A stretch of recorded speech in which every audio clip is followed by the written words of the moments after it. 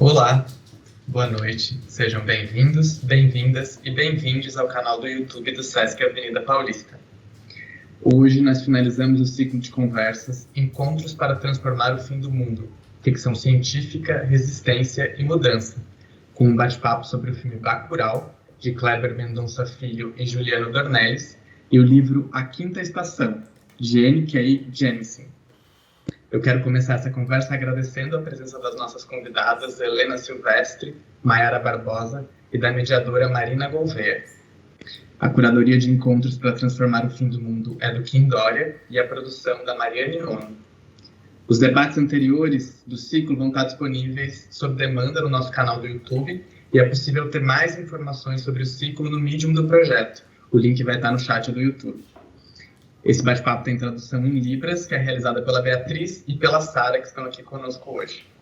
Eu quero lembrar que tem um momento reservado para perguntas do público no final da conversa e as questões de vocês que estão nos acompanhando podem ser feitas através do chat do YouTube. Para abrir o bate-papo, eu passo a palavra para o curador dos 5 Encontros para Transformar o Fim do Mundo, Kim Dória. Obrigado, Felipe, e olá! Boa noite a todas, todos e todes. Eu gostaria de dar as boas-vindas aqui de despedida desse último encontro para transformar o fim do mundo. Essa programação que aconteceu ao longo das quartas-feiras do intenso mês de junho e agora de julho de 2021 aqui no canal do Sesc Avenida Paulista. Fica mais uma vez o convite para vocês assistirem aos demais encontros da programação. Vocês não precisam ter lido os livros ou assistido aos filmes para acompanhar as conversas, embora fique convite para assistir e ler, porque são obras demais. Eu agradeço também a participação de Helena Silvestre, de Maiara Barbosa e de Marina Gouveia, que participam da conversa de hoje, da Sara e da Beatriz, que estão conosco fazendo a interpretação de Libras, Mariane Ono, que produziu o evento, ao Felipe e toda a equipe do Sesc, que apesar de não estarem aqui diante das câmeras, têm trabalhado arduamente para tornar essa e tantas outras programações fundamentais realidade nesse ano e meio de pandemia. Hoje a gente vai conversar sobre o filme Bacurau, que foi dirigido pelo Kleber Mendonça Filho e pelo Juliano Dornelles, e sobre o livro A Quinta Estação, escrito pela N.K. Jemisin, publicado no Brasil pela editora Morro Branco, com a tradução de Aline Storto Pereira. Eu gostaria de homenagear os trabalhadores da cultura, os profissionais, por vezes, anônimos e atualmente tão atacados pelo governo brasileiro, que estão por trás da produção e distribuição de um filme, pelo trabalho de tradução, preparação, revisão, edição, produção gráfica e circulação de um livro. Hoje é o último dia para vocês aproveitarem os cupons de desconto gentilmente criados pelas editoras dos livros que compõem a programação. O cupom para comprar na loja virtual da editora Morro Branco, que editou A Parábola do Semeador e esse aqui em Estação, é SESC-FC21. Para a editora Aleph, que editou Os Possuídos, o cupom é Leia Sci-Fi 30. E para a loja virtual da Boitempo, que editou Estação Perdido, Encontros Fim do Mundo. Todos os cupons oferecem 30% de desconto e essas informações, além de amplo material complementar, estão disponíveis no site do evento, que é o encontrosdofimdomundo.medium.com. Abre aspas. Vamos começar com o fim do mundo, por que não? Acabamos logo com isso e passamos a coisas mais interessantes. Fecha aspas. É dessa forma impactante que começa o livro de N.K. Jemisin, sobre o qual vamos conversar hoje. Vamos concluir nosso ciclo de encontros com uma obra que começa pelo fim do mundo. Ao longo das últimas semanas, temos discutido aqui o que podemos criar a partir do fim. A maneira como o mundo acaba de forma desigual para as pessoas. O lugar dos afetos em meio às ruínas. Utopia com ódio e utopia para os 99%.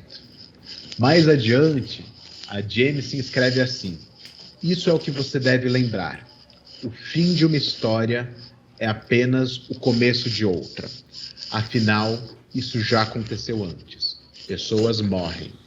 Velhas ordens passam. Novas sociedades nascem. Quando dizemos o mundo acabou, geralmente é mentira, porque o planeta está bem. Mas é assim que o mundo acaba. É assim que o mundo acaba. É assim que o mundo acaba, pela última vez. O país em que vivemos começou a contar sua história após o fim do mundo de 1500. E de lá para cá, o genocídio dos povos originários se repete diariamente. Esse pesadelo atualizado, uma vez mais, com o projeto de lei 490 em tramitação na Câmara dos Deputados, é só mais uma edição. É urgente que a gente compreenda que não existe floresta de pé com sangue indígena no chão. É urgente olharmos para a nossa história a partir da perspectiva daqueles que não estão no mapa, como a cidade de Bacurau. Vivemos em um país que reinventou a fome. Um país em que, enquanto muitos contam mortes, outros poucos contam dólares. Hoje temos um convite para pensar em que mundo nós queremos ver acabar pela última vez e que história queremos começar a contar a partir de agora. Eu passo a palavra para Marina Gouveia, que mediará a conversa. A Marina é professora da UFRJ, doutora em Economia Política Internacional. Ela é pesquisadora e atualmente diretora da Sociedade Latino-Americana e Caribenha de Economia Política. Marina, é contigo. Bom debate a todos. Boa noite a todos. Gente, a gente teve um pequeno problema técnico, tivemos que sair do ar um pouco, desculpem, mas estamos de volta com fôlego total.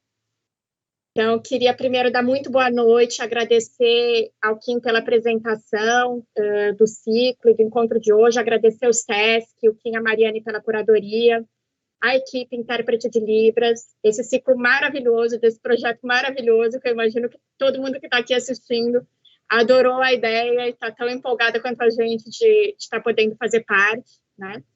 E que se encerra agora com um fim que, como o Kim disse, é só um começo, como todo fim, né? Então, estou aqui ao lado dessas duas mulheres incríveis, com muito orgulho de estar aqui compartilhando essa mesa com duas mulheres. Eu vou ter a honra agora de apresentar a Helena Silvestre, é ativista em defesa do direito à moradia e em defesa de comunidades e territórios ameaçados. É feminista afro-indígena, editora da revista Amazonas e educadora popular na Escola Feminista Abya Yala. É escritora com 2 livros publicados, o Do Verbo que o Amor Não Presta, de 2019, e o Notas sobre a Fome, que foi indicado ao Prêmio Jabuti de 2020. Uhul. A Mayara Barbosa é bacharel e licenciada em Letras Português pela Universidade de São Paulo, é pesquisadora e desenvolveu iniciação científica na área de teoria literária e literatura comparada, com foco nas relações entre raça, gênero e afrofuturismo. No romance Kindred, de Octavia Butler. Também é educadora popular no Núcleo de Consciência Negra da USP. Então, é isso, vamos ter um debatão altamente qualificado aqui com essas mulheres incríveis. Já vou avisar que haverá spoilers, tá? Para ninguém se incomodar com a gente, que a gente vai tentar, mas que haverá spoilers. Bom, então estamos aqui começando pelo fim, né? O Kim já colocou o poema que abre o primeiro volume dessa trilogia que a gente vai tratar hoje, do primeiro volume dela aqui, né? E esse primeiro volume ele é dedicado para todos aqueles que têm de lutar pelo respeito que todos os outros recebem sem questionamentos. Eu acho legal trazer isso daqui porque é algo que unifica muito o livro e o filme, né? E não é por acaso que ambos estão juntos no encontro de hoje. E o primeiro capítulo, né, do livro que a gente está debatendo, A Quinta Estação, ele se chama Você Está Aqui. E começa assim, e eu queria trazer essa ideia, né, porque eu acho que é muito importante, é uma das ferramentas da narrativa, da construção do livro, mais impressionantes, e que faz toda a relação com o Bacurau, que é colocar a gente ali dentro. É lembrar que, apesar da gente estar tratando, no caso de Quinta Estação, de uma distopia, né? E no caso do Bacurau, de algo com realismo mágico, né? Como toda distopia, todo realismo mágico, essas são obras críticas sobre a sociedade que a gente vive. Você está aqui. É disso que se trata. Essas obras tratam do mundo no qual a gente vive, tratam da realidade na qual a gente vive. E me parece que essa possibilidade, né, de crítica do real e de construção do novo é o que elas trazem de mais forte e que a gente vai debater aqui. Então, as duas têm uma relação tremenda entre forma e conteúdo, tem uma questão enorme com o protagonismo da classe trabalhadora e o protagonismo de sujeitos particulares, né, que compõem a classe trabalhadora, que as duas debatedoras vão trazer, então não vou entrar agora, depois nas perguntas eu entro. E tem em comum também o fato de que, logo de início, ambas apresentam coisas estranhas, estou tentando falar aqui sem spoilers, mas isso unifica a narrativa de ambas as obras, porque a gente é apresentado a um mundo, né, que é parecido com o nosso, mas não tanto, em ambos os casos, e no qual, logo no início, tanto do filme quanto desse primeiro volume da trilogia, ocorrem coisas estranhas, né? No caso de Bacurau, ocorre uma série de mortes, no caso da Quinta Estação, ocorre uma série de tremores na Terra. E a gente não sabe o que isso significa, e vai se tornando curiosa, né, para entender. Então, partindo para aí, eu vou fazer uma síntesezinha rapidinha, que a gente combinou aqui, tanto do filme quanto do livro, para quem não tiver visto ainda, ou quem não tiver assistido, ou tiver assistido só um deles, e eu espero que todo mundo se anime aqui depois desse debate.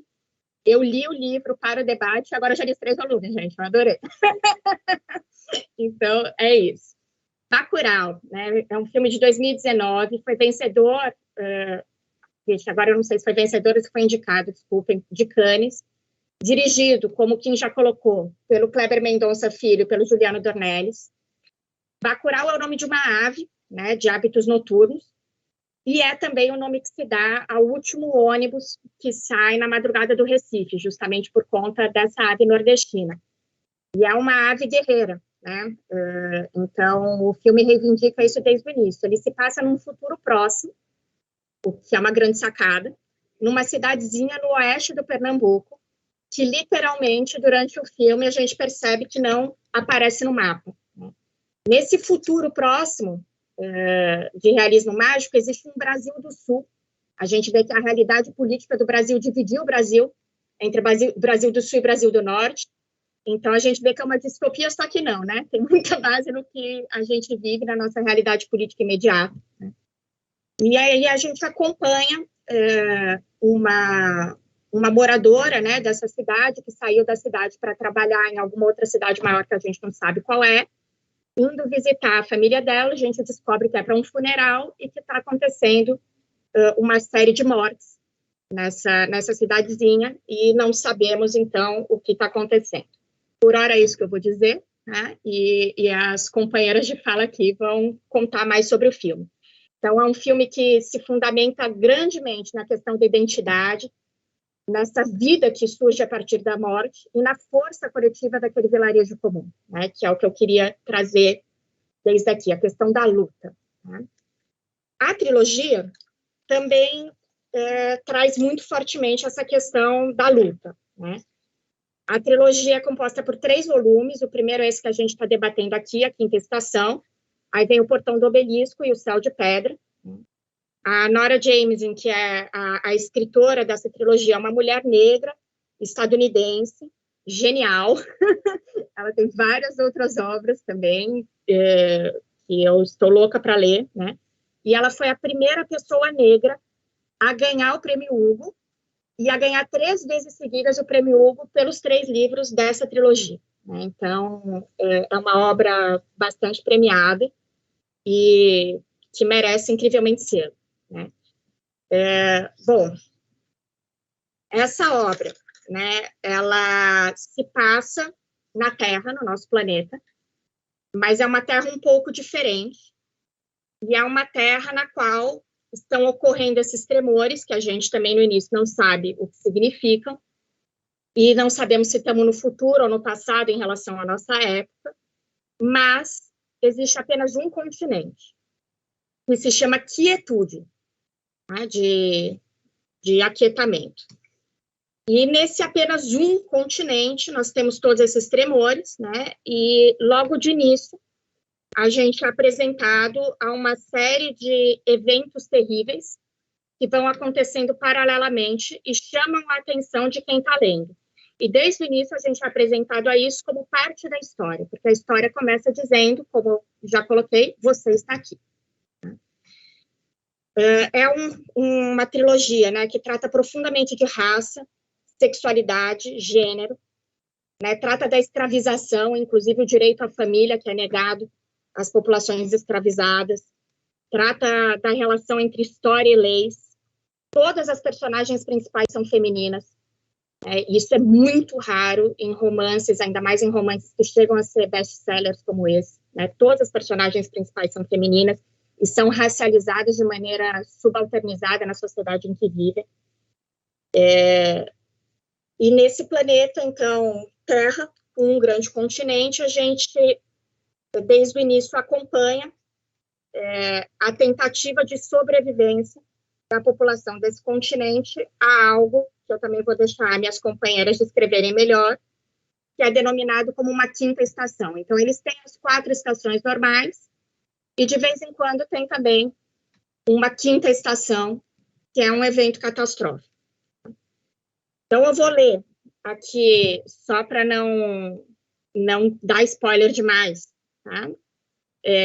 O que seria a descrição que a própria editora dá para o livro, para a gente poder entrar nesse primeiro livro.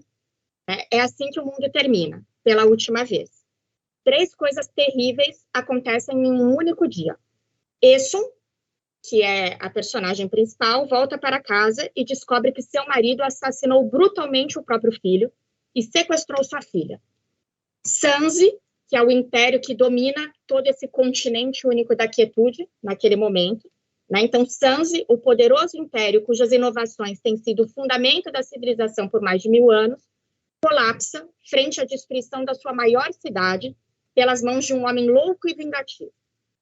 E no coração do único continente, uma grande fenda vermelha foi aberta e expele cinzas capazes de escurecer o céu e apagar o sol por anos, ou séculos. Mas essa é a quietude, lugar há muito acostumado à catástrofe, e onde os orogênios, que são uma espécie específica, né, eu passei essas palavras antes junto com as companheiras para as intérpretes, impunham o poder da terra como uma arma. São mais temidos do que a longa e fria noite e onde não há compaixão.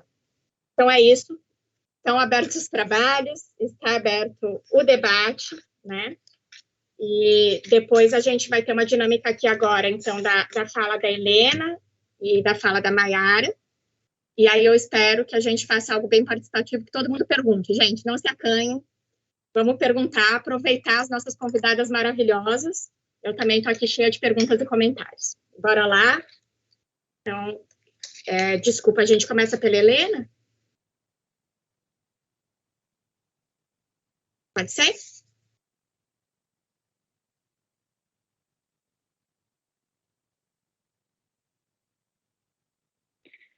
Acho que a gente começa com a Maiara. Desculpa, gente, eu estava meio aqui e eu não anotei a ordem. Maiara, bora lá. Então, é isso, gente. Boa noite, gente. Bom, como já falaram, me chamo Mara Barbosa. Acho que, primeiramente, eu queria agradecer o convite, tanto da equipe do Sesc Avenida Paulista, quanto essa curadoria e idealização do Kim Dória e a produção da Mariane Ono. Bom, eu pude acompanhar essa série de debates sobre cinema e ficção científica e pude aprender muito. Então, estou muito feliz de estar aqui hoje, principalmente para falar de 2 obras que eu admiro muito. Então, muito obrigada. E, bom, eu pensei nessa fala inicial. Primeiro, eu não queria esgotar nenhum tema, né? Eu acho que são obras que abrem muitas vias de interpretações, né? Não é uma ideia de trazer nenhuma resposta também. Eu acho que a gente pode conversar aqui, então todo mundo sinta-se à vontade para a gente estabelecer um diálogo. Mas eu vou destacar alguns pontos aqui, eu vou passar um pouquinho sobre as obras e eu vou trazer alguns pontos, enfim, que eu acho importantes serem discutidos. Bom, acho que a Marina já deu um bom resumo da obra, né? Mas acho que, bom, a quinta estação, a gente tem a criação de um mundo novo, né, uma espécie de terra, né, então tem realmente esse nome de terra, que se chama quietude, mas ela passa num futuro de 10 mil anos do que estamos hoje, né? Então, acho que uma das peculiaridades aí que a escritora vai declarar em algumas entrevistas é que esse mapa, né, e o livro traz um mapa dessa quietude, ele foi criado a partir do mapa da Pangeia. Então, ao mesmo tempo que a gente tem essa dificuldade de sair, né, de pensar em um mundo diferente desse nosso, porque, enfim, imediato contato, a gente também tem essas particularidades geográficas, assim. Bom, esse é um mundo pós-apocalíptico, né, como a gente vem colocado, que começa após o fim do mundo, né, mas que ele sofre com mudanças climáticas muito abruptas, mas não só. Né? Neste espaço, ele é totalmente instável, a gente é deparada com uma segregação racial daqueles que são humanos e daqueles que são considerados não humanos, né? Que seriam os orogêneses, os comedores de pedras e até mesmo os guardiões. Aí a gente tem de outro lado aqueles que são considerados humanos, que seriam os quietos. Né? Estes orógenes, no entanto, eles ganham um foco na narrativa muito forte, porque além da gente acompanhar a protagonista, que é uma orogênese, a gente também acompanha esse profundo ódio, essa profunda hostilização desses personagens que são uma espécie de pária para a sociedade e são controlados por uma instituição que é chamada Fulcro. Bom, e aqui eu vou fazer um adendo, né, que esse Fulcro no universo fantástico é uma espécie de Hogwarts, só que uma Hogwarts do mundo invertido, né? Então, tá mais ali para um Foucaultiano, uma Hogwarts que é uma instituição totalmente de controle, de punição e treinamento. Mas eu trago essa imagem de Hogwarts para ter uma ideia que é um lugar dessas pessoas que demonstram esses poderes, essa conexão com a Terra, esse poder de movimentar pedras, se conectar com questões geográficas, elas são levadas para esse fulcro. Só que esse fulcro sobreviva ou morra. Né? Então, bem assim, traz esse ar de punição e esse ar de controle bem grande, assim, né? E os humanos, nesse mundo, né, que é daqui 10 mil anos, os humanos do passado, e aí eu não quero colocar a gente nessa, mas talvez eles destruíram a estabilidade geográfica, geológica da Terra, né? E agora a Terra ela é organizada em comuns, né, comunidades, que elas se formam e funcionam a partir de modos de sobrevivência que são dados por essas quintas estações. Então, a gente tem todas as estações, e nessa quinta, a gente tem um fenômeno geológico extremo que pode se manifestar de diferentes formas, seja uma estação de lavas, seja uma estação congelante, enfim, pode acontecer de tudo. Né? E esses orógenes, ao mesmo tempo, eles são mantidos como escravos, porque como eles conseguem se conectar com a Terra, como eles têm esse poder, eles são controlados por essa instituição, são profundamente demonizados e eles são escravizados. Né? Acho que aqui eu vou levar alguns pontos. A quinta estação, em primeiro lugar, é uma história que se inicia depois do fim do mundo, mas acho que é muito interessante apontar a expectativa, né? A gente já começa com uma quebra de expectativa, né? Porque o fim do mundo, se o mundo é algo que compartilhamos, a gente inicia a narrativa com uma quebra de horizonte máximo. Né? Então, a gente não pode contar nem com o mundo. Né? Então, eu cito, né? Vamos começar para o fim do mundo, né? Por que não? Acabamos logo com isso e passamos às coisas mais interessantes. Então, o mundo, ele sai desse centro, desse todo, e ele vai para um lugar de particularidade, né? Com um lugar de, não, próximo, vamos mudar de página.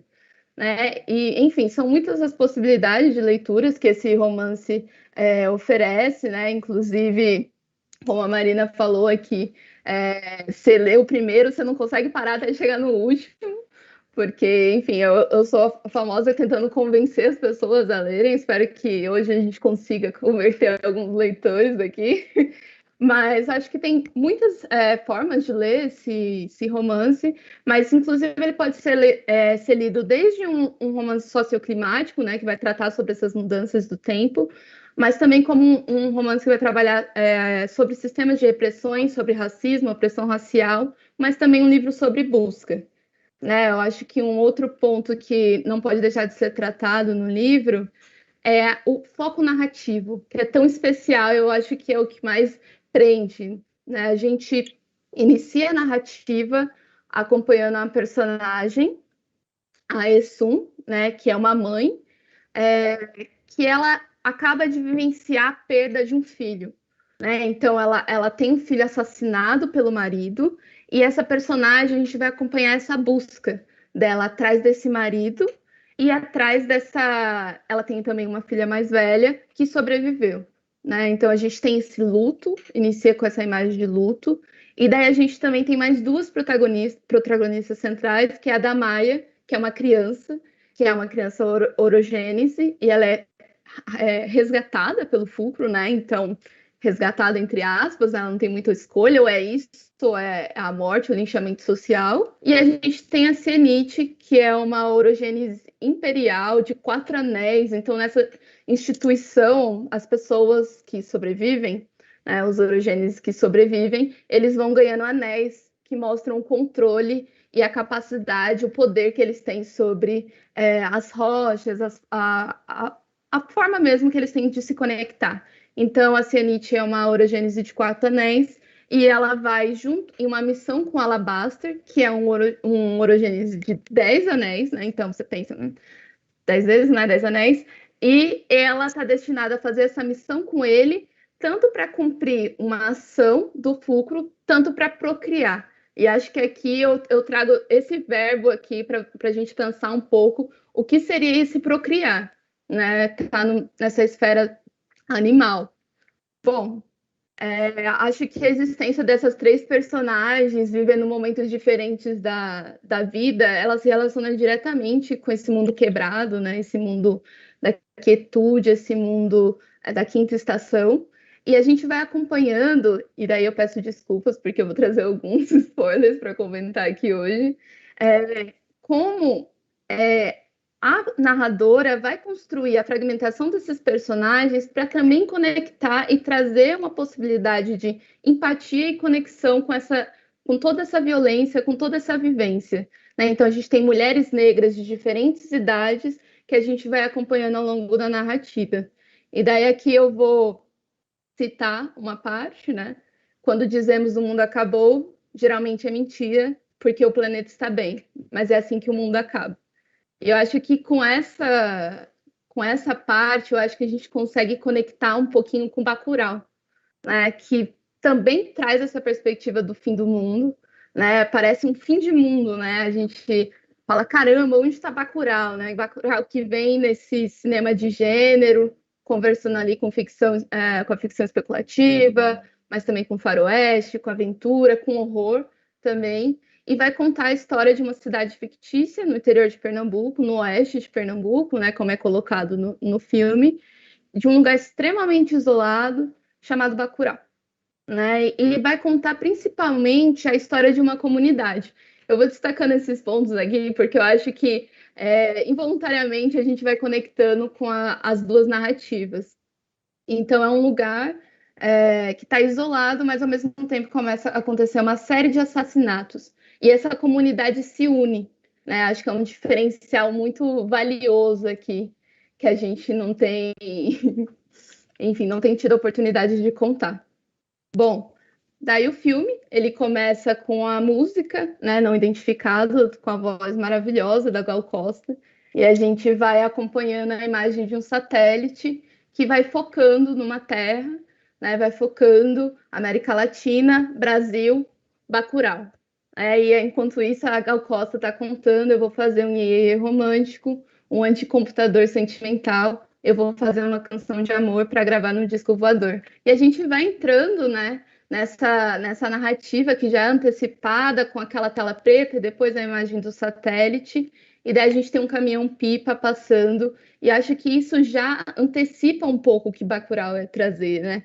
Esse objeto estranho, esses estrangeiros, essa tecnologia, esse cenário de precarização, né? E, bom, acho que outro aspecto é o futuro próximo, né? Porque Bacurau vai se tratar daqui a alguns anos, né? Então já é colocado ali esse futuro na qual se passa, e a gente acompanha, na verdade, um cenário totalmente precarizado, né? A gente tem um caminhão-pipa que está partindo em direção a Bacurau, né? E a gente vai acompanhando o diálogo dos dois personagens, né? O Erivaldo, que está ali no caminhão, e a médica. E, bom, acho que as primeiras cenas, né, desse caminhão-pipa são muito reveladoras, né? Ele está caminhando e depois começa a passar em cima de umas coisas. Gente, o que é isso? E são caixões, né? Então, a gente é exposto a essa imagem e logo em seguida a gente vê um acidente, a gente vê uma pessoa caída na estrada e o Erivaldo vai falar da nação da porra, né? Tentando descrever um pouco essa desgraça mesmo que acontece, que acomete essa vida dessas pessoas, né? Ele começa a atropelar caixões vazios, né? E logo depois disso, a gente tem a primeira imagem, e aqui eu já vou finalizando aqui essa introdução, mas a gente tem a primeira imagem de Lunga, né, que é uma imagem que aparece na TV do caminhão pipa, que eu acho isso fantástico, eu acho um dos elementos mais futuristas, e aparece Lunga, né, a gente tem essa primeira imagem que oferece recompensa, inclusive, então acho que ali no nosso imaginário, e acho que é um dos pontos altos da narrativa do filme, é que a gente vai formando uma imagem de cangaceiro, de bandido, de perseguido, e quando a gente olha para o Lunga, quando ele vai aparecer na cena mesmo, é muito desestabilizante, né? Eu lembro que eu fiquei assim, uau, que incrível, sabe? A gente vê as unhas pintadas, a gente vê as pulseiras, a gente vê o olhar do Lunga, né? Então, ele vem nesse lugar de não definição, né? Tanto de gênero, né? Eu penso um Lunga muito como um cangaceiro queer, né? Um corpo que não se encaixa, ele está fora de um sistema binário, né? Está entre um feminino e masculino, então, e não tem a necessidade dessa definição, né? Em nenhum momento a gente tem essa busca por essa definição. Ele vai se vestir para a guerra e ele se monta, né? Ele coloca a roupa aqui, que até é marcada por um dos personagens. Que roupa é essa, menino, né? Ele é questionado e logo depois um outro personagem fala, tá bonita, né? Então a gente tem tanto a marcação do masculino quanto do feminino ali, e acho que a gente acompanha isso se divertindo muito, assim, né? Então, acho que tem a discussão dessa vulnerabilidade, essa precariedade da vida, né? Essa iminência da morte, e acho que as duas narrativas, elas vão falar sobre isso, né? A gente começa a questionar em determinado momento quais vidas valem, quais vidas têm mais valor, né? E quais vidas importam, né? Eu acho que é uma das questões mais centrais, assim, tanto da Quinta Estação quanto de Bacurau, esse valor que é dado à vida e esse valor que é dado à morte, né? Que é uma morte que não passa pelo luto, uma morte que não pode ser significada, e é uma vida que não importa.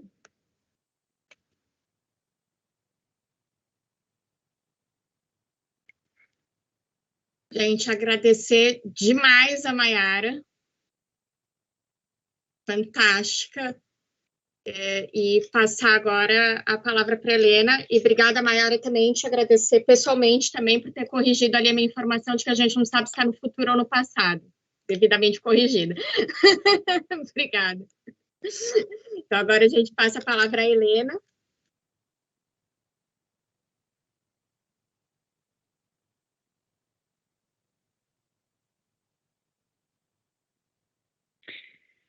Boa noite, gente. Boa noite, Marina. Boa noite, Maiara. Boa noite para as companheiras que estão aqui como intérpretes de Libras, para o Kim, para o Felipe, para o Alisson, para a Mari, para todo mundo que trabalhou para que fosse possível esse dia de hoje. Bom, eu sou Helena Silvestre, sou escritora, sou militante, E fico mesmo muito feliz de ter sido chamada para estar aqui, com a possibilidade de ouvir Maiara falar, Marina falar dessas duas obras, pela oportunidade de ter me dedicado a ler a Quinta Estação e ter enlouquecido, e já ter comprado também os outros volumes, porque realmente a gente fica absorvido pela curiosidade de como é que continua, né? Como é que o fim do mundo continua. E, enfim, muito, muito agradecida. Eu queria começar, na verdade, dizendo que eu assisti Bacurau quando ele saiu no cinema. E eu me lembro que eu levei até algumas semanas para ir ver, porque ele foi muito falado, né? Foi um filme que impactou muitas pessoas, reações calorosas, assim, aquele final. Eu não sei, gente, a Mari já falou dos spoilers, então acho que não tem problema, mas efetivamente Bacurau tem um final todo, né, uma super reviravolta, e o que acontece é que ele realmente provocou muitas pessoas que assistiram aquele filme. E eu, quando fui ver o filme, gostei muito do filme, ele provocou em mim muitas coisas, mas ao mesmo tempo eu fiquei muito brava com várias outras. E ler a Quinta Estação agora, rever o filme agora, no momento de pandemia, com o Brasil como está, também foi muito importante para eu recuperar aquele sentimento inicial, que eu vou tentar trazer para cá, falando um pouco das conexões entre essas duas obras, né? Eu acho que tanto a Mari quanto a Maiara falaram bastante do livro, é impressionante. Toda a construção da história é muito interessante. Os personagens são personagens muito contraditórios, e isso é uma coisa que eu gostei demais nessa literatura, que não são essas subjetividades maniqueístas, né? Essa forma maniqueísta de produzir a subjetividade de uma personagem. São personagens mais semelhantes àquilo que a gente pode pensar, né, na vida, dentro de contradições, dentro de situações contraditórias que produziram essas figuras, né, humanas ou não, que aparecem na Quinta Estação. Enfim, de muitas coisas eu gostei, fiquei realmente muito, muito, muito agradecida pela leitura. Tem alguns paralelos, eu talvez queria começar com eles, entre filme e obra, e que também chamam minha atenção para pensar a realidade, porque não tem jeito, gente, eu leio pensando na vida e vivo a vida escrevendo coisas para ler depois. Então é um jogo onde as coisas se alimentam. Acho que uma das primeiras coisas é a catástrofe como rotina, né? No livro A Quinta Estação, a catástrofe como rotina, ela está presente, né, de uma série de formas. Mas os escritos que aparecem, né, as sabedorias oficiais que se revelam aos poucos no livro, elas sempre falam dessa catástrofe que hora ou outra vai acontecer. Ou seja, sazonalmente a gente tem uma catástrofe. Então, a catástrofe é parte de uma determinada rotina de tempo, né? Ela acontece de quando em quando. Ela é parte da normalidade, entre aspas, da vida. E no livro a gente aceita, talvez, essa sugestão de catástrofe cotidiana, porque o cenário, embora seja uma espécie de planeta Terra, tem personagens e figuras vivas que também distanciam um pouco a gente de nós mesmos, né? Então, abre campo para essa imaginação de um cotidiano de catástrofe que não seja exatamente o nosso. Mas o desenvolvimento todo da história tem tantos paralelos e tantas semelhanças com mecanismos e estruturas sociais que a gente encontra aqui, que mesmo com todas essas outras diferenças, a gente não consegue deixar de fazer esse paralelo. E Bacurau é um lugar para onde a catástrofe é rotina, né? As pessoas de Bacurau são pessoas que vivem a rotina da catástrofe. Não são os tremores de terra, mas é a permanente falta de água, é a falta de energia elétrica, é a falta de escola, é a situação de uma cidade que vive totalmente desprovida daquilo que deveria ou poderia ser assegurado por esse ente que a gente chama de poder público, que aparece no filme, na figura de um prefeito patife, né? Enfim, não sei se pode falar patife, mas já falei. Então, a catástrofe cotidiana, eu acho que é uma coisa muito importante dessas duas obras e que, para mim, são um insight para a gente pensar um pouco a nossa condição hoje, né? A pandemia é ela própria uma grande catástrofe, mas quando a gente baixa essa afirmação para uma análise mais detalhada das vidas que estão sendo alteradas e das pessoas expostas ao maior risco, a gente vai encontrar populações empobrecidas e racializadas que vivem diferentes catástrofes, mesmo antes da pandemia, né? Um estado de apocalipse permanente nas nossas vidas, né? Depois alguém fica em dúvida do porquê que o neopentecostalismo encontra tanto espaço em alguns lugares. Eu acho que tem a ver com isso. Tem uma outra questão que eu acho muito importante também, de ligação entre Bacurau e a Quinta Estação, que é o apagamento da história. Então, no livro, existe um orogênio, digamos assim, né? Vou personificar nele, no personagem de Alabaster, que ele está o tempo inteiro buscando revelar, compreender e se apropriar de pedaços da história que foram ocultados, né? Pedaços sem os quais não dá para entender a condição que ele vive como um orogênio naquele mundo e nem todos os mecanismos utilizados pelo fulcro, esse centro de poder que se estabelece e que a própria história de como ele se estabelece é ocultada, né?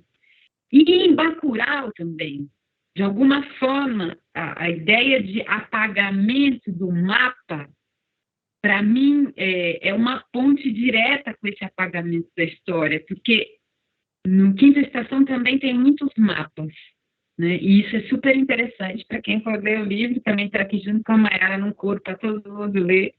Mas, assim, os mapas são interessantes, porque eles traçam uma radiografia de um tempo, né? Tempo é espaço, e Bacurau, apagado do mapa, é também apagado da história, né? Assim como na Quinta Estação, essa ausência de história, esses pedaços que faltam de história, levam muito tempo a se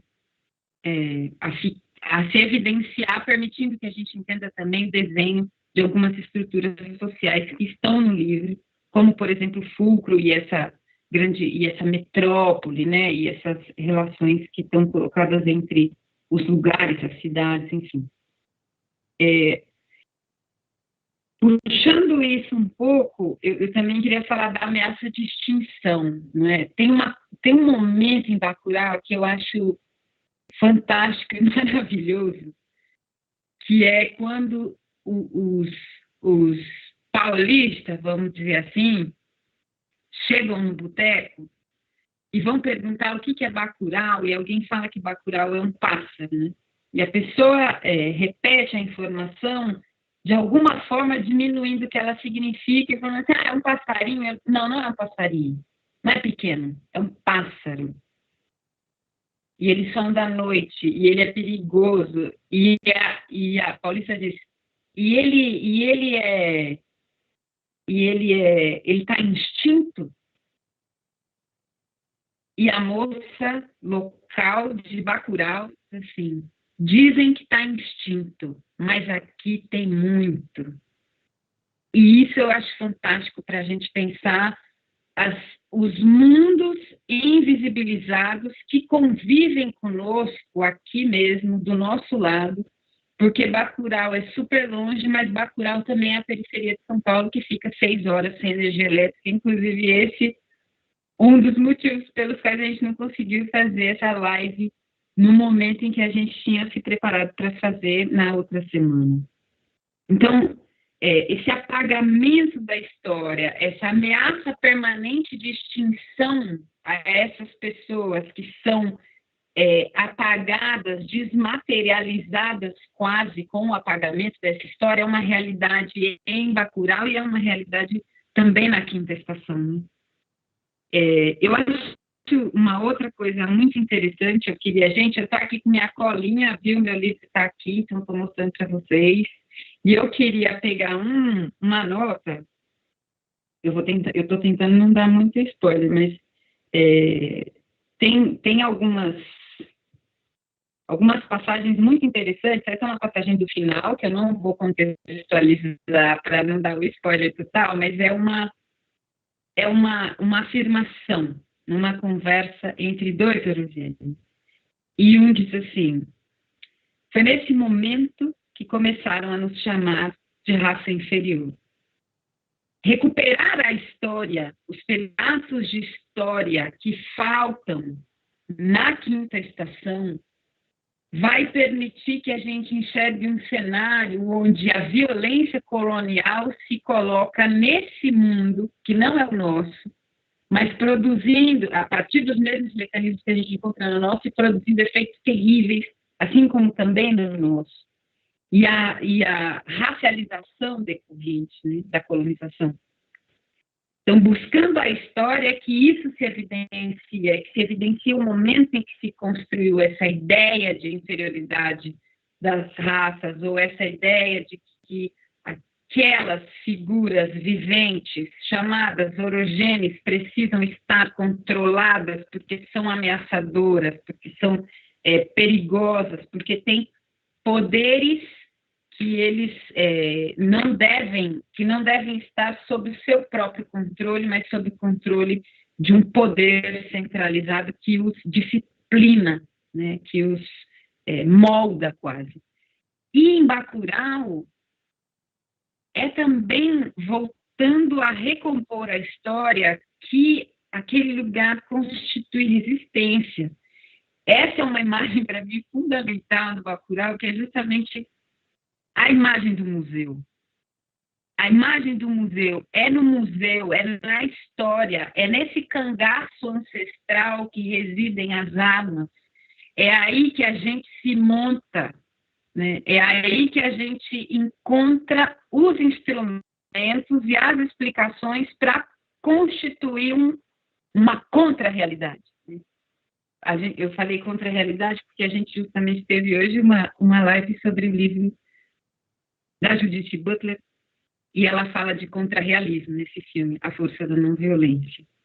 E aí eu fiz algumas dessas relações entre o filme e o livro, para dizer que eu acho que nos dois casos a gente está incitado, impelido e estimulado a pensar sobre o mundo que a gente vive. Acho que, como muito bem disse Marina no início, quando começou a apresentar as duas obras, que através dessa forma que faz parecer mágico ou fantástico algo que é cotidiano, como em Bacurau, né?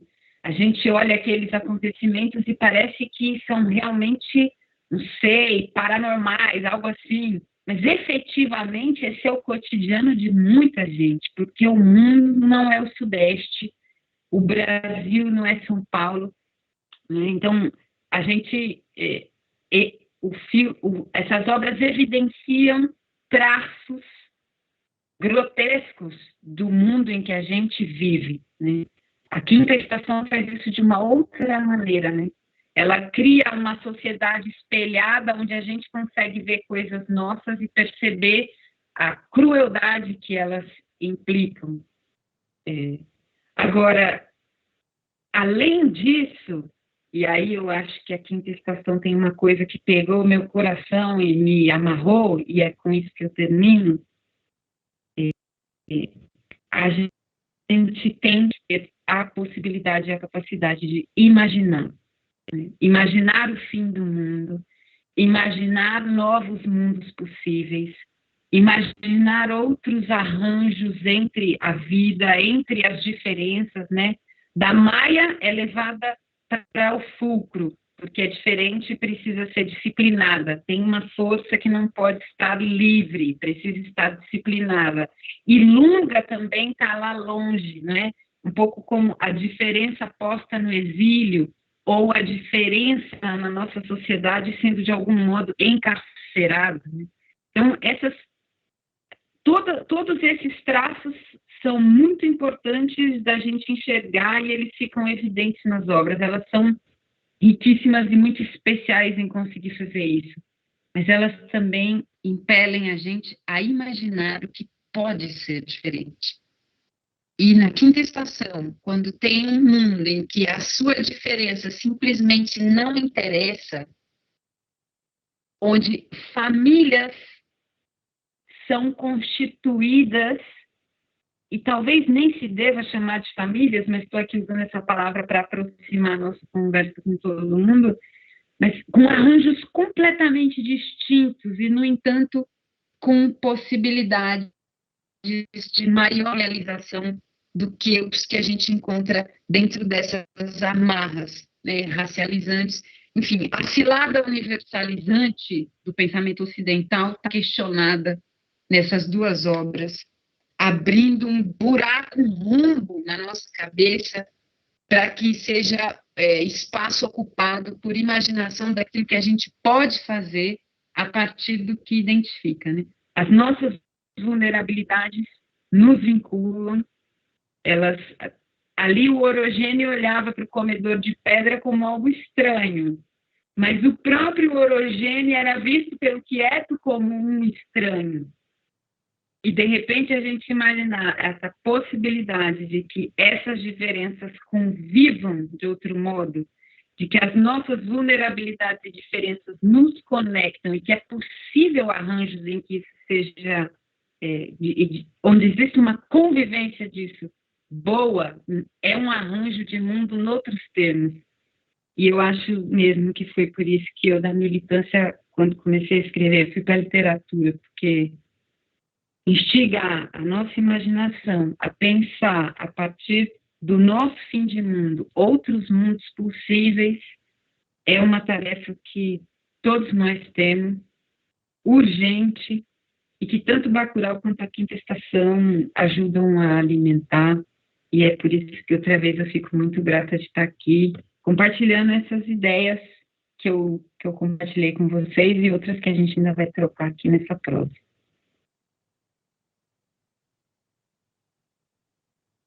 Muito obrigada também, Helena. Então, estamos aqui fazendo uma prosa maravilhosa. O pessoal já tinha comentado que ao longo do ciclo todo está todo mundo se sentindo um pouco tímide para fazer perguntas. Então, eu mesma já vou colocar uns temas aqui para a gente debater, tá? E se alguém se animar, não fique tímide. E coloca aí as perguntas no chat, que a gente precisa aproveitar a oportunidade. Eu pensei em trazer 2 temas para aproveitar bastante a presença da Mayara e da Helena aqui, que eu acho que são muito relevantes no que é o eixo do nosso ciclo, né? Que é o que a gente deve construir a partir do fim. Ou seja, nesse momento apocalíptico que a gente está vivendo, né? E ao mesmo tempo tão corriqueiro e cotidiano, né? Essa violência cotidiana e a catástrofe cotidiana que a gente vive há tanto tempo e segue vivendo na sociedade capitalista e que nunca teve tão explícita, talvez, nunca não, né? Mas desde o fim da escravização, talvez não tenha estado tão explícita como está aqui para a gente nesse momento no Brasil. Então, o que a gente quer construir a partir daí, né? Ok, tendo isso em mente, uma questão que eu acho que é muito importante, essa questão do protagonismo, nesse sentido que tanto a Mayara quanto a Helena colocaram, de questionar essa cilada universalizante, né? Porque a ficção científica, como tudo na nossa sociedade, mas a ficção científica também, muitas vezes ela aparece de maneira questionadora, só que ela continua construindo essa ideia de que existe um ser universal, né, de que existe um homem universal. Vou dar aqui exemplos para todo mundo que está aqui pela ficção científica acompanhar. Por exemplo, Blade Runner. É um filme que eu revi faz pouco tempo, né? E Blade Runner, nem sei se ele foi debatido aqui no ciclo, mas é um filme que trabalha com sub-humanos, né? Tem essa noção de quem são os humanos, quem são os sub-humanos, que não são humanos de verdade, que são criados para morrer, que são criados para servir os humanos, né? E são racializados de maneira inferior. E Blade Runner tem toda a relação possível com o genocídio dos povos originários, com a escravização e genocídio dos povos africanos, né, originários aqui da América, e os originários do continente africano. Porém, é todo mundo branco no filme, o que poderia ser interessante até. As mulheres são totalmente objetificadas, não tem nenhuma mulher ali que tenha qualquer tipo de agência. E até poderia ser interessante isso se o filme mostrasse isso de maneira que a gente pudesse fazer uma reflexão crítica a partir disso. Mas não. O grande tema do filme é a condição humana, como se existisse uma condição humana em abstrato, uma condição humana ideal, uma condição humana essencial a todos nós, que independe das particularidades. Ok, então a primeira coisa que eu queria era essa questão do protagonismo e de como tanto o livro quanto o filme, né, Bacurau e a trilogia da Jameson, tratam a questão da racialização e tratam a questão do gênero e da sexualidade, arrebentando essa noção de que existe um universal. Arrebentando essa noção do universal em abstrato que poderia existir, que é comum a todos nós, independente das particularidades. Claro que a gente tem coisas que são universais a toda a humanidade, mas não independem das particularidades, né? E aí eu queria trazer duas coisas, uma do livro e uma do filme, para se pensar, né? Então, primeiro, em relação à racialização, no livro, isso que a Helena colocou da noção de família, né?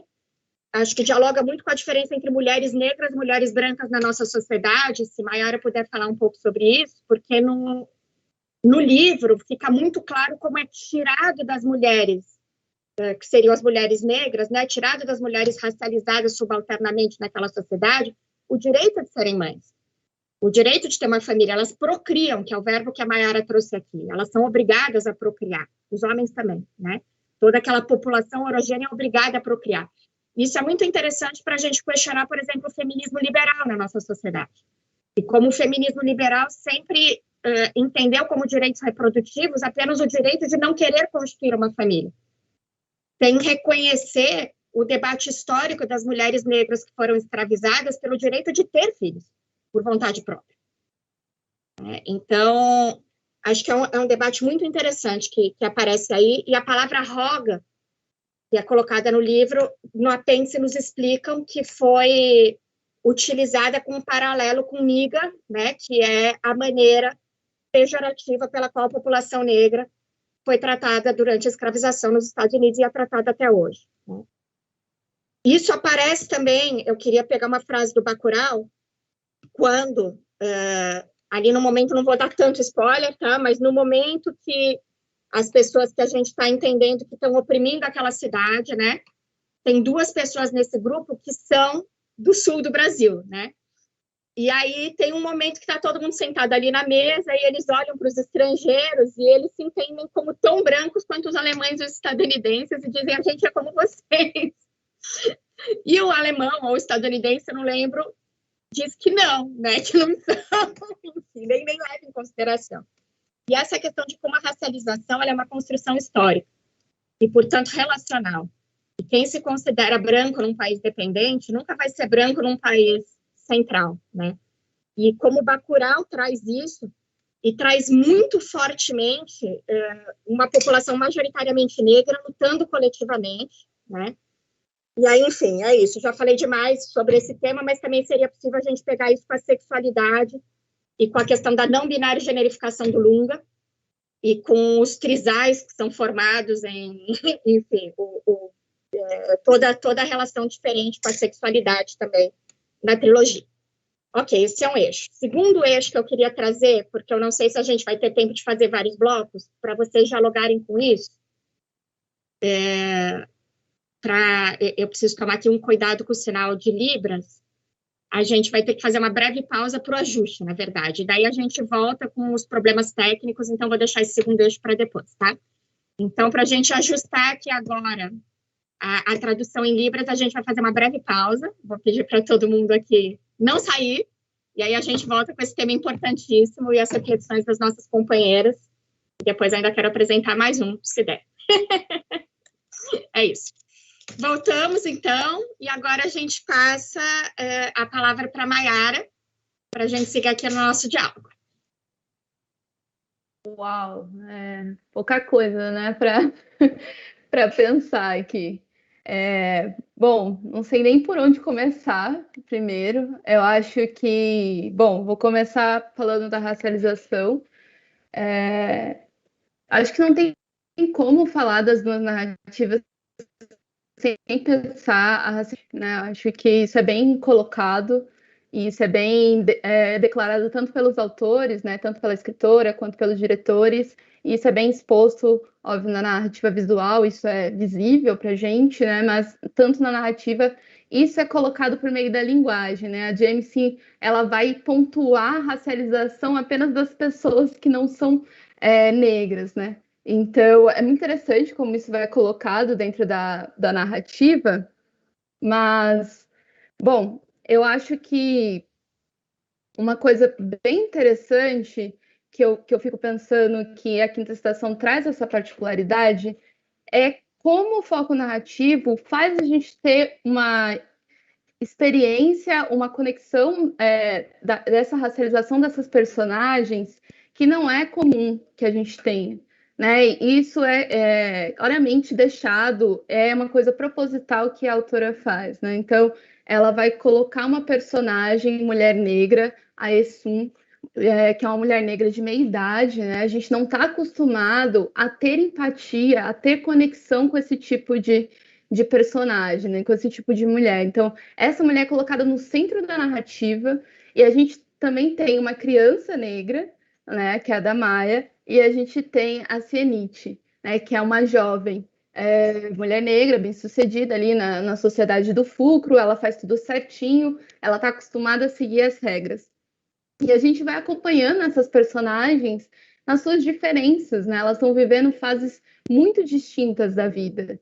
E a gente vai acompanhando, a gente chega a ter uma aproximação muito forte com a Damaya, né? Que é uma criança, né? Então a gente tem essa emoção que vai passando. E daí tem um momento da narrativa que essas personagens se juntam.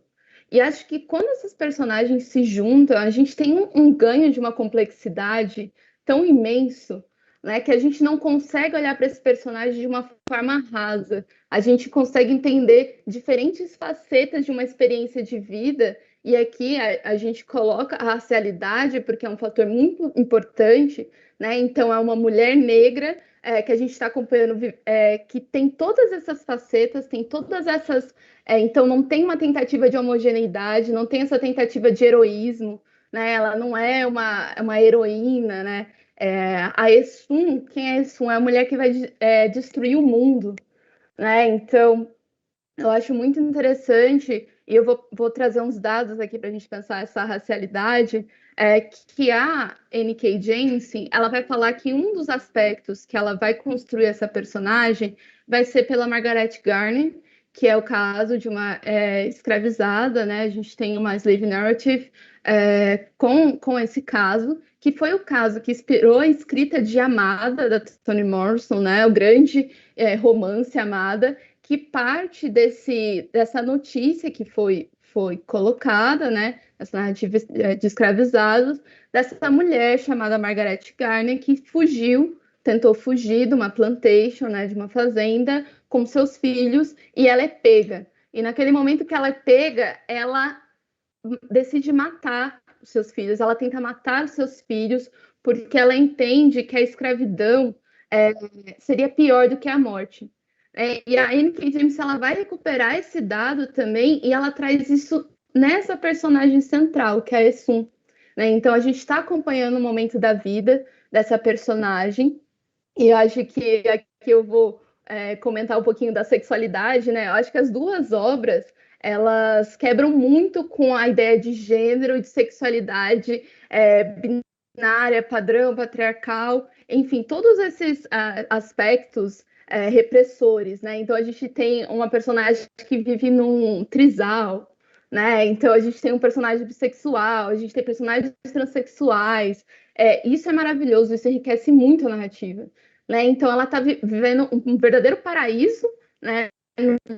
Um trisal, com dois homens maravilhosos, dois homens que se amam, aliás, entre si, com um filho, né? Então, ela tem essa realização da maternidade, e aqui, mais uma vez, né, a gente tem uma maternidade que é escolhida, ela está o tempo inteiro negando isso, porque enquanto ela está naquele lugar de procriação, ela não quer se relacionar com esse Alabaster, ela inclusive acha um absurdo, né, e tem essa sensação de poder, né, você não pode ter filhos, né, enquanto uma orogênese, enquanto uma roga, enquanto niga, mas no momento que você é controlado, no momento que tem um interesse comercial de poder dentro do seu corpo, essa reprodução é concebida. Então ela foge dessa instituição, e é nesse momento que ela tem a liberdade de ter um filho. E daí, enfim, passando a narrativa, a gente tem um momento, não vou contextualizar para não dar tanto spoiler, que a gente tem uma conexão, né, com essa narrativa da Margaret Garner, porque essa personagem que está vivendo aquela possibilidade de ter um filho, de ter uma família, ela é interrompida, né? Eu acho que o romance traz o tempo inteiro esse momento de interrupção. É uma criança que não pode ser criança, é uma mulher jovem que não pode fazer suas escolhas, é uma mulher de meia idade que não pode tentar ter uma família, né? O tempo inteiro interrompida. E daí ela tenta ser capturada, né? Tem como uma espécie de caçador de escravos. Ele vem tentar trazer essa personagem que é muito poderosa de volta para essa instituição de controle, e ela entende que ela precisa fazer alguma coisa, só que ela não tem opção, né? Então, acho que Bacurau também traz isso, não ter opção. O que é ter opção? Né? Qual o lugar da escolha ali? Não tem escolha, né? Então, ela tá com um filho, que ela sabe que é muito poderoso, mas além da questão do poder, ela tem um afeto, né? Uma criança, e ela decide matá-lo, né?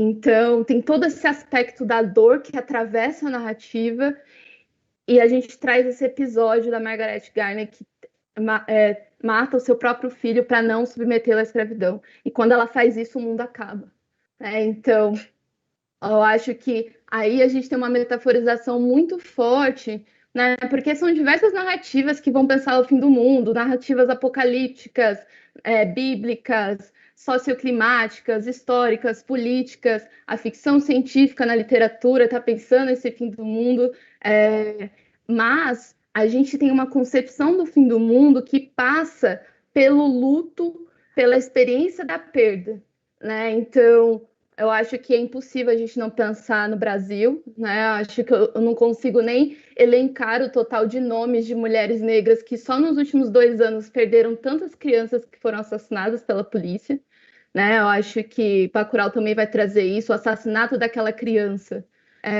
negra. Acho que muito forte a cena que tem a camiseta pendurada com a marca do tiro, né?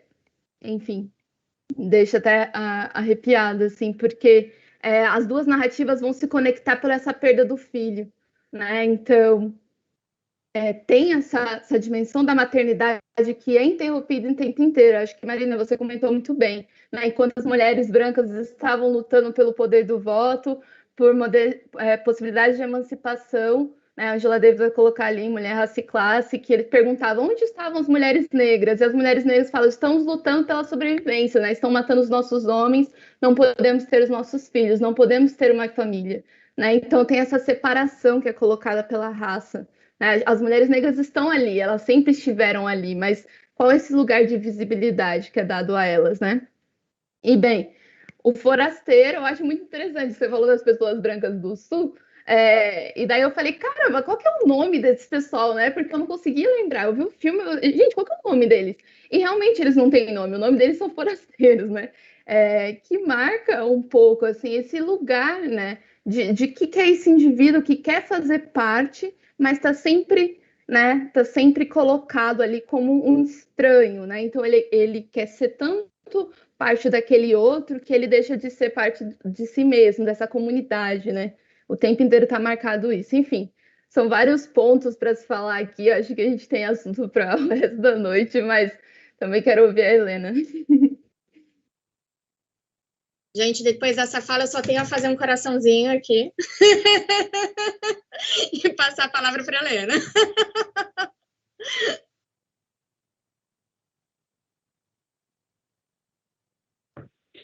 Eu vou dizer um coraçãozinho e acho que tem várias coisas que trouxe eu acrescentar poucas. Primeiro, essa coisa da sexualidade, muito importante. Tem alguns que fica muito. Tem alguns no livro, mas tem. É uma das minhas anotações. O áudio está cortando um pouco, talvez. Olha assim, tem a câmera olha que ninguém áudio. entende o seu. Pode ser? Melhor. Vou pedir desculpas para quem está nos vendo. A gente vai seguir a Helena aqui só com o áudio. Vamos ver se agora está bem? Está melhor.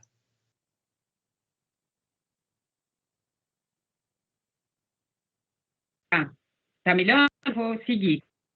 Porque eu estou te vendo.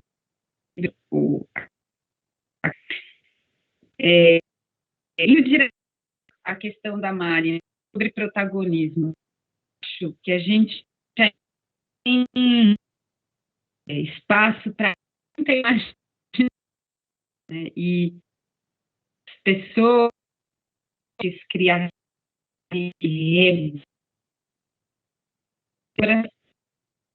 para isso. A imaginação com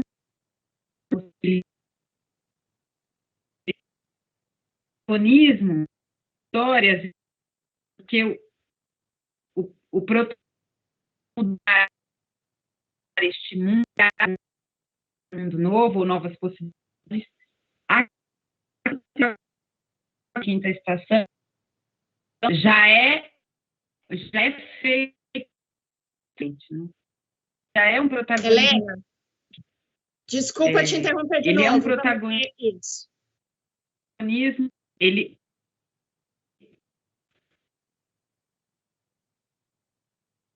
agora melhorou? Acho que sim, a câmera melhora.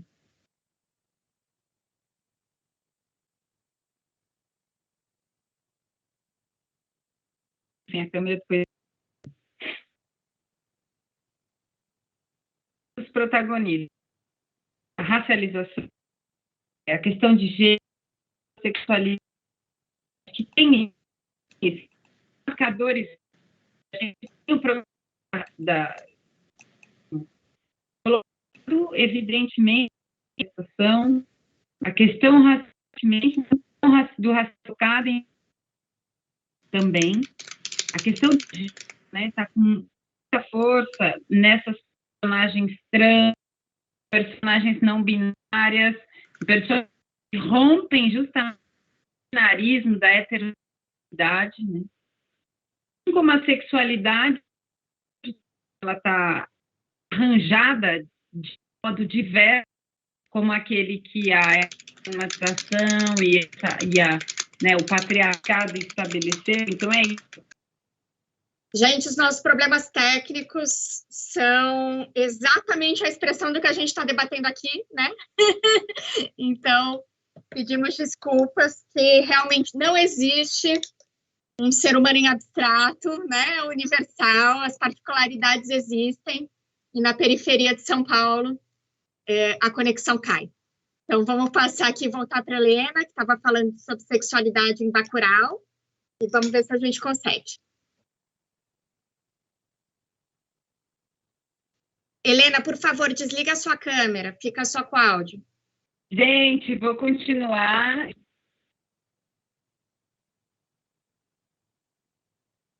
Então tá, eu vou continuar aqui. E é isso, gente. Bacurau está do lado de casa. Bacurau é vizinho da gente. Queria falar dessa questão da sexualidade em Bacurau, que tem cenas e coisas que eu acredito que são muito interessantes. Uma das cenas é quando a moça que vive em outra cidade vem para Bacurau com a medicação, ela chama um rapaz numa mesa de café da manhã da família e fala: tu quer dormir comigo hoje?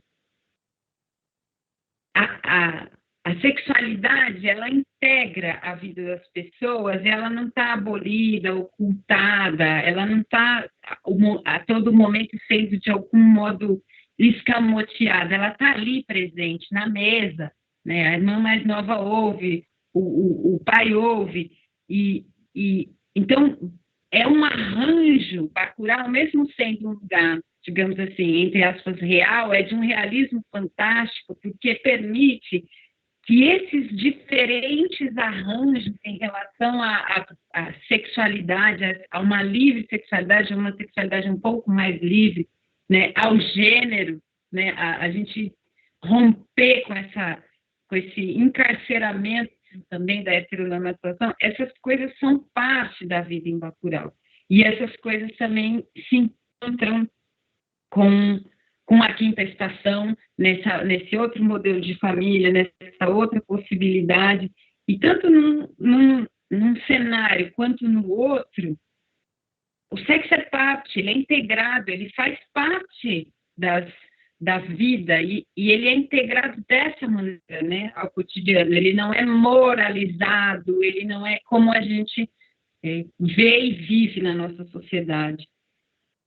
A transgressão, ela é parte também da vida, e aí se lida com isso, né? Eu acho que esse é um elemento importante para pensar que esse protagonismo e esses protagonistas, eles rompem com muitas coisas, e não é só que eles rompem porque eles buscam o fim da racialização, do racismo, ou porque eles buscam o fim da heteronormatividade, mas porque eles são a ruptura com isso enquanto fazem essa luta.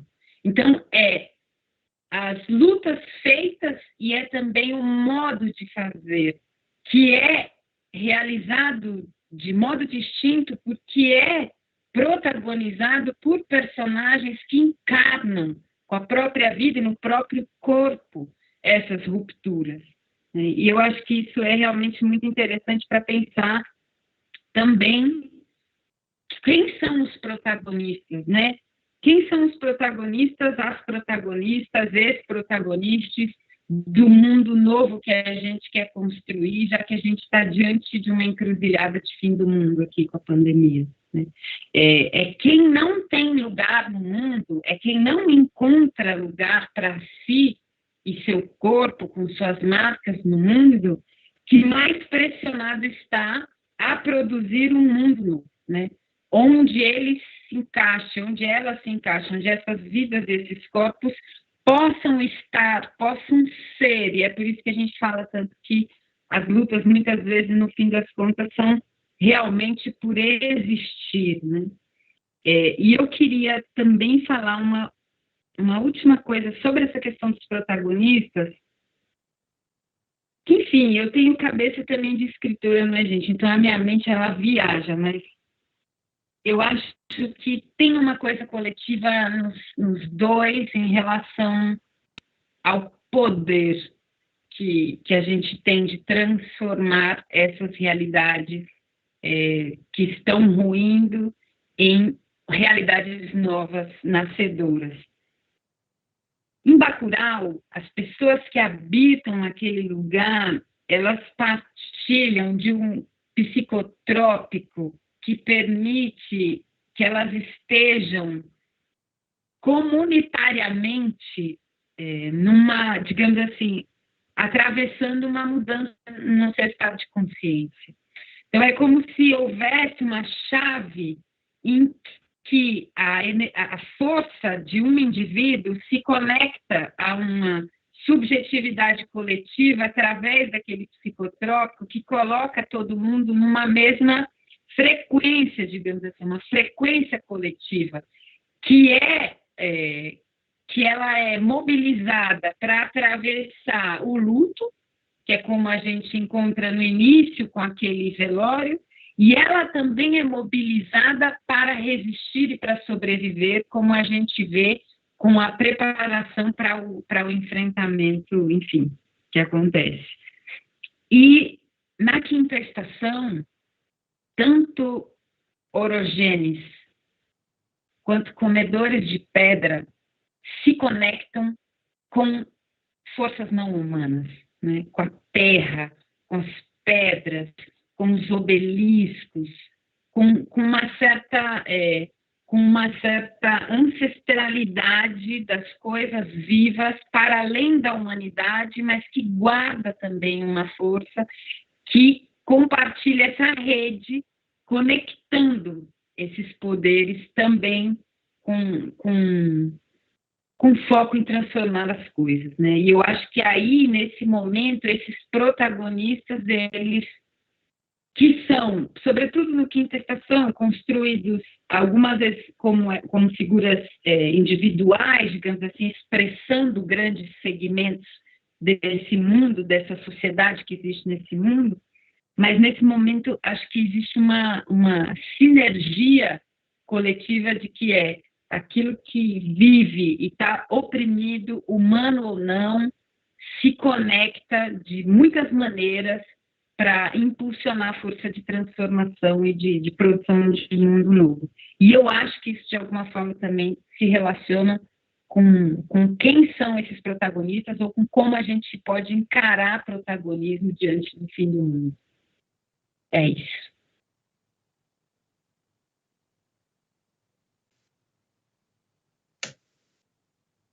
Bom, tem algumas perguntas no chat, né? A gente terminaria às 10 horas.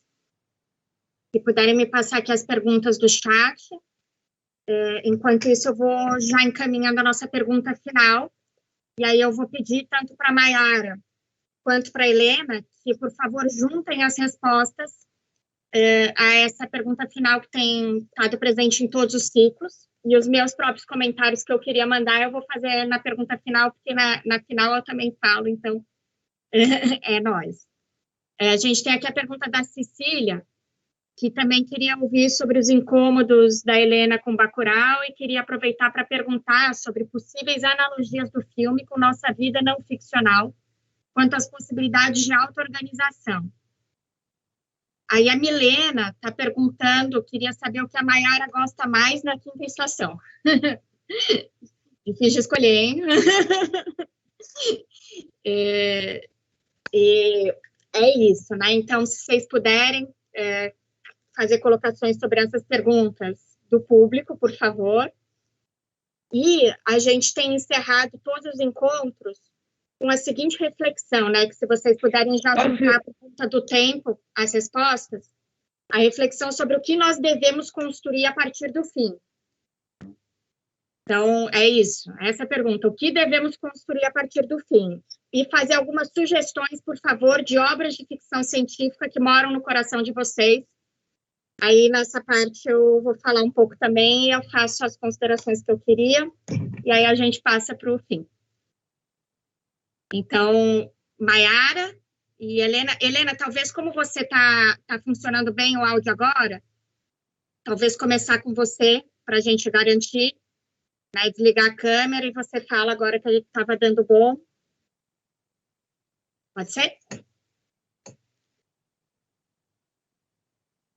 Desliga a tua câmera, Tá. que sem a Vou câmera lá, estava então. funcionando. Desliga a câmera. A primeira coisa é sobre os incômodos com Bacurau, né? Eu acho que tem um incômodo forte para mim em relação a como o filme, a voz imperialista ali que opera um pouco pelos fones de ouvido, pelo drone, pelos celulares, enfim, ela parece uma voz de comando única, né, que controla todas aquelas ações, que planeja de alguma forma, como se tivesse uma central, assim, digamos, externa àquelas pessoas que estavam ali. E eu fiquei pensando se não é um dano a gente encarar dessa maneira, porque, de algum modo, é como se as pessoas que estivessem ali, elas não são responsáveis até as últimas consequências, porque existem, acima delas, outras figuras, né, que poderiam, hipoteticamente, estar responsáveis por outros níveis, ter outros níveis de responsabilidade. Então, eu acho que esse foi um incômodo que eu fiquei, assim, quando vi Bacurau. Uma outra coisa é essa relação mesmo com aqueles, dos gringos com aqueles brasileiros, né, intermediários, digamos assim.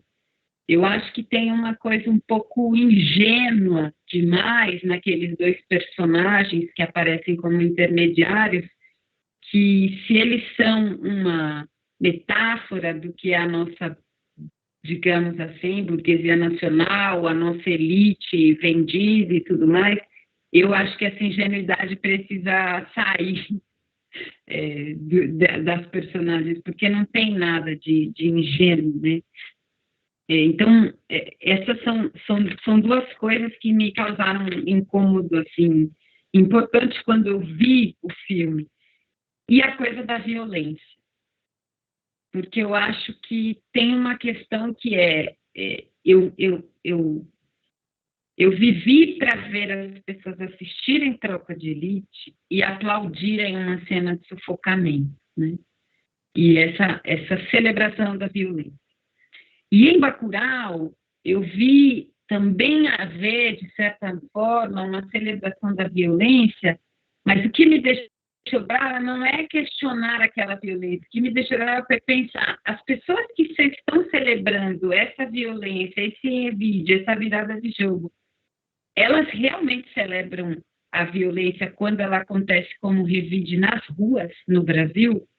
Eu me lembrei muito das manifestações de junho de 2013, enfim, e isso me causou um incômodo, porque é como se Bacurau estivesse muito longe, é como se aquela situação e aquela possibilidade de revide estivesse tão longe que ela pudesse ser celebrada em segurança, inclusive por pessoas que seriam atingidas por ela, por esse revide, né, mas que se sentem seguras porque, de alguma forma, é só mais um filme. E eu acho que não é só mais um filme, eu acho que Bacurau é vizinho, né? E como é que a gente lida com essa violência? A gente celebra ela mesmo, além do fato de que, para as figuras que não estão compondo o cenário violentadas, como seres, como vidas violentadas, o revide ele aparece como um momento de clímax, né, de virada, quase que de vitória.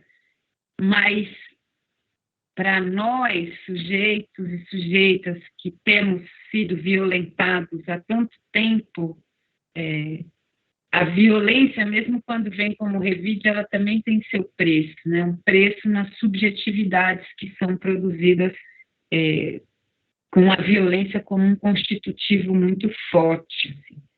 E aí eu realmente fiquei nessa minha reflexão bastante crítica, assim, sobretudo naquele momento, que foi quando o filme foi lançado, e que mais, digamos, reações aconteceram e foram também comentadas, né, nos jornais, como notícias e tudo mais. E aí eu engancho esse comentário com a pergunta última que a Mari fez, que é o que nós devemos construir a partir do mundo. Eu acho que a gente tem que construir o fim do mundo que a gente quer, e eu acho que o fim do mundo como catástrofe que acontece impulsionada por forças externas, chega para nós como uma tragédia diante da qual a gente se sente um tanto impotente, né? Porque ela não é endógena, mas se a gente construir o fim do mundo, então ele pode acabar de um jeito que se conecte melhor com o mundo que a gente constrói depois do fim do mundo. Eu acho que o que nós devemos construir a partir do fim do mundo é, primeiro, o fim do mundo que nós queremos para o início do mundo que nós queremos. A gente não vai partir daqui para construir o mundo que nós queremos sem antes disputar com todas as nossas forças como será o fim deste mundo. Então, a gente tem que entrar na disputa para construir o nosso fim do mundo, o fim do mundo que nós queremos e os mundos outros que nós queremos que estejam vivos e convivendo, né? Estes são início que a gente fomenta com esse final construído por nós. Eu acho que é isso, construir o fim do mundo para construir um novo mundo. Obrigada, Helena. Antes da gente passar aqui a palavra para a Mayara, se você puder também já aproveitar e fazer sugestões de obras de ficção científica que moram no seu coração, para a gente deixar aqui como sugestão para a galera, se tiver alguma. Bom, gente, passando então agora aqui para a Mayara, vamos lá. Bom, eu acho que eu queria pontuar na questão da sexualidade, como isso desestabiliza uma imagem que a gente tem. E eu acho que não estou buscando respostas aqui, eu vou trazer alguns pontos mesmo sobre Bacurau, mas porque essa imagem que a gente define como da resistência, né, aquele que tem, que enfrenta, que é forte, por que está nesse lugar da heterossexualidade, dessa masculinidade, né? Enfim, não sei se o filme traz respostas para isso. Eu também não estou interessada em responder isso, mas eu acho que é uma questão que fica pairando na narrativa, né? E, bom, a Helena comentou um pouco sobre essa questão da violência, e eu fico pensando também se o Lunga não é um personagem que paga um pouco por isso, né? Ao mesmo tempo que ele é um justiceiro, né? Ao mesmo tempo que ele tem um comportamento meio que incontrolável, ele é um pária, né? Ele está à parte da sociedade, né?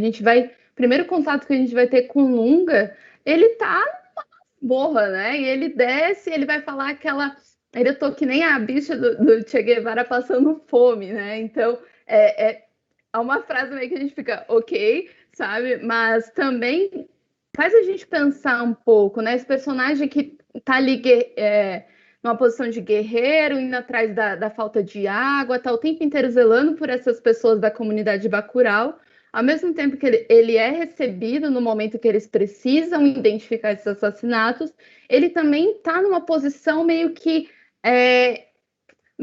aquele forasteiro de dentro, né? Aquele que ocupa um lugar intermediário, né? Então, enfim, eu fiquei pensando um pouco assim sobre esse valor dessa violência, também esse preço. Assim, não sei se eu tenho resposta para isso, mais uma vez, mas eu acho que o Lunga fica nesse lugar emblemático, né? Ele é o único que assume isso, né? Que leva isso muito marcado na sua identidade. E, bom, acho que a parte que eu mais gosto da Quinta Estação, eu não consigo nem elencar, gente. Eu gosto muito do livro. Eu acho que, enfim, eu vou convidar todo mundo que está participando aqui hoje a ler, né, o romance. Eu acho que vale muito a pena. Eu queria ler um trecho bem pequenininho, mas como que eu acho essa questão racial, mas essa questão da sobrevivência ela é passada, né? Esses fins que os personagens presenciam. Então, no momento, a gente tem uma narrativa de um mito, né, de um Orógene que ele se rebela, né, e ele, em um certo momento, ele vai refletir e ele fala, mas um Orógene, um Roga, ele não é um homem, como todos os homens, né? Ele não pode sentir raiva, ele não pode amar, ele não pode ter uma família, né? Então, mais uma vez, tem essa relativização, assim, e aqui a personagem, ela vai falar, né? Às vezes nós até temos um colapso, né? Então, eu acho que o que eu mais gosto na Quinta Estação é que essa personagem ela tem raiva. A Esun é uma mulher com raiva. Não tem nenhum momento da trilogia que ela está sem raiva. Ela está com raiva o tempo inteiro.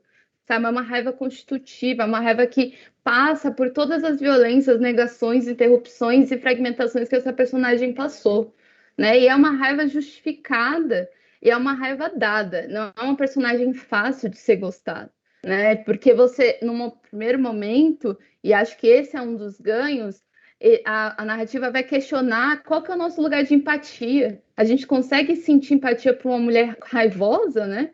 E por que a gente precisa ter essa compreensão o tempo inteiro, né? Por que a gente precisa entender o motivo de uma raiva, né? Então, enfim, acho que é uma das coisas que eu mais gosto da narrativa.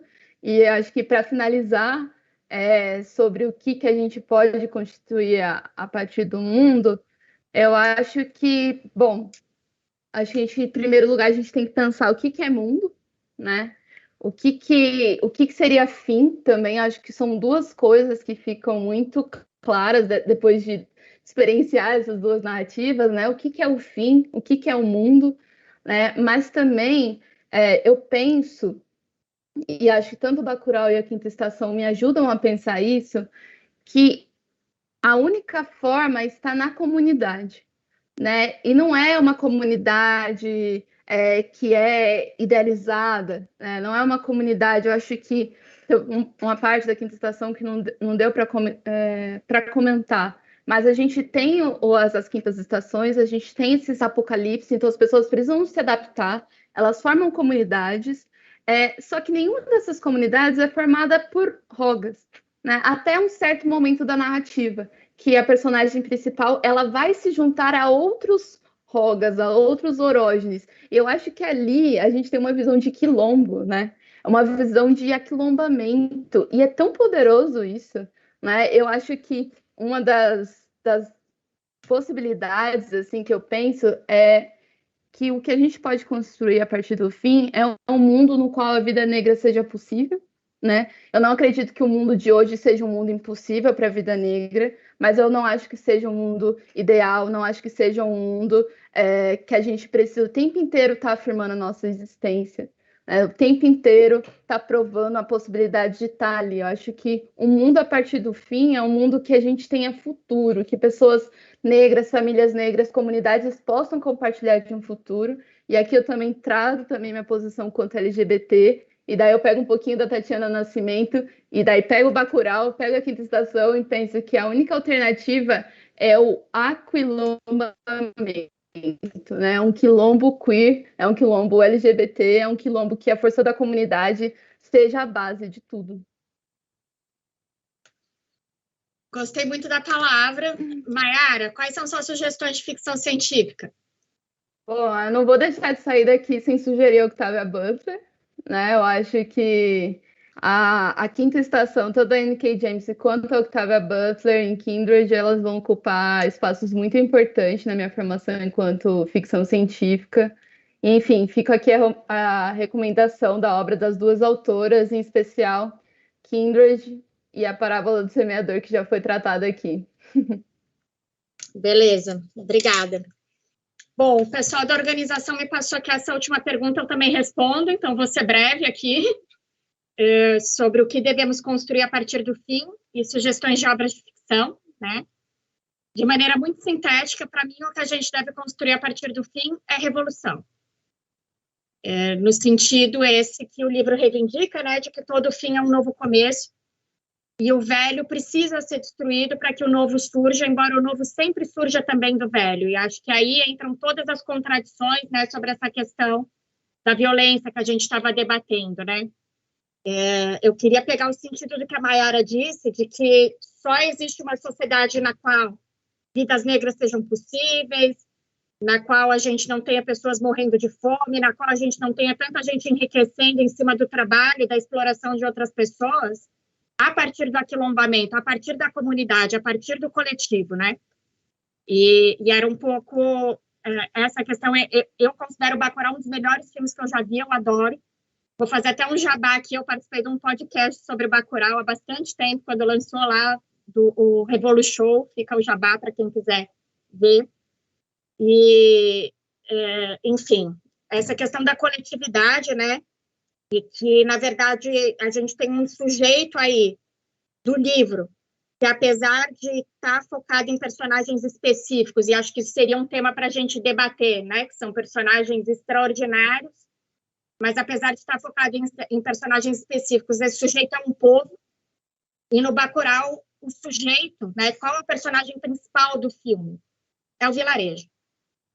O personagem principal do filme é o conjunto do vilarejo, é aquela população. Então, eu acho que isso é fantástico, e o que devemos construir a partir do fim, na minha opinião, é revolução. Sugestões de obras, para encerrar aqui. Eu pensei em duas, um filme e um livro. Não são muito originais, mas eu acho que são significativas, tá? Eu não sou da área. Eu assisti um filme recentemente que eu queria sugerir, chama Sob a Pele. Eu achei bem legal, e acho que debate muito a questão da construção do feminino na nossa sociedade. É um filme de extraterrestres, e eu só vou dizer isso, tá? E gostei dele. Acho que tem várias coisas para debater. E livro, eu vou sugerir Frankenstein, gente, que foi escrito pela Mary Shelley, que é a primeira obra formalmente de ficção científica, escrita por uma mulher essa que era filha de uma lutadora pelos direitos das mulheres, que é Mary Wollstonecraft. Então, vou ficar com Frankenstein, e acho que vale a pena lê-lo. É isso. A gente passa agora a palavra para o Felipe Diniz fazer aqui o encerramento, agradecer demais a Mayara, demais a Helena, demais a todo mundo que está aqui. Aprendi um monte, espero que todo mundo também tenha aprendido. E boa noite a todos. E fechamos aqui esse ciclo maravilhoso com essa exposição maravilhosa dessas duas convidadas fantásticas. Até mais. Obrigado, Marina. Eu vi que a Helena voltou. Helena, você quer sugerir obras de ficção científica? Você está nos ouvindo? Está tudo certo com a sua conexão?